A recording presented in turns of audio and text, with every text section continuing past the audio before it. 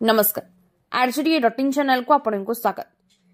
हिंदू देवता अश्लील इंगित बजरंग दल पक्षर थाना एतला देवाधिदेव महादेव को अश्लील इंगित कर सोशल मीडिया रे वायरल करुवा अभियोग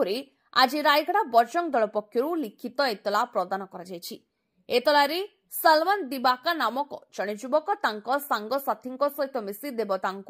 अश्लील इंगित कर रिल बनवा जहां सामाजिक गणमाध्यम वायरल कर उल्लेख कर जहाँकि हिंदू धर्म को अपमान देवा सहित लोकंर भावना रे आघात पहुंचाई नहीं दर्शा एतलारे दर्शा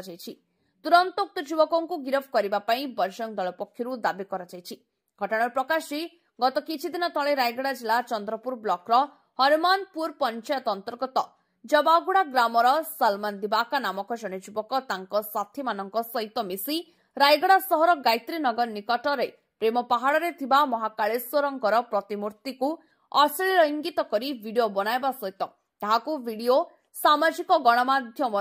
वायरल करथिबा नै बजरंग दल अभियोग करिछि जहाकू हिंदू धर्मावलंबी सख्त आघात पहुंचाइछि। रायगड़ा बळे शांत प्रिय जिला को अशांत और दंगा सृष्टि करबा बळे परिस्थिति उपजाइथिबा उद्देश्य रे जानिसुनी एही बळी कांड भियाइथिबा दल अभियोग करिछि। तुरंत उक्त घटना रे शामिल थिबा समस्तंकू गिरफ्त करबा सहित रायगड़ा थाना रे एतला दे दाबी करिछि बजरंग दल। जदि एथिरे अवहेला हुए तेबे बजरंग दल जोरदार आंदोलन करबा नै गणमाध्यम को चेतावनी दैछि। रायगड़ा बजरंग दल सहित संयोजक सर्जिया ज्योति बेहरा, विश्व हिंद परिषद उपसभापति आनंद राव, संपादक कुना रमेश, सह संपादक गोपी ब्रह्मा, नगर बजरंग दलर संयोजक शंकर बेहरा, ब्लॉक संयोजक अजय असरानी, सह संयोजक विजय चिलेट, विभाग संयोजक ई शक्तिधरम, कार्यकर्ता मानस दास और विश्व हिंदू परिषद विधि प्रमुख आईनजीवी अरुण लेंका प्रमुख आज थाना उपस्थित रही एतला देथिले।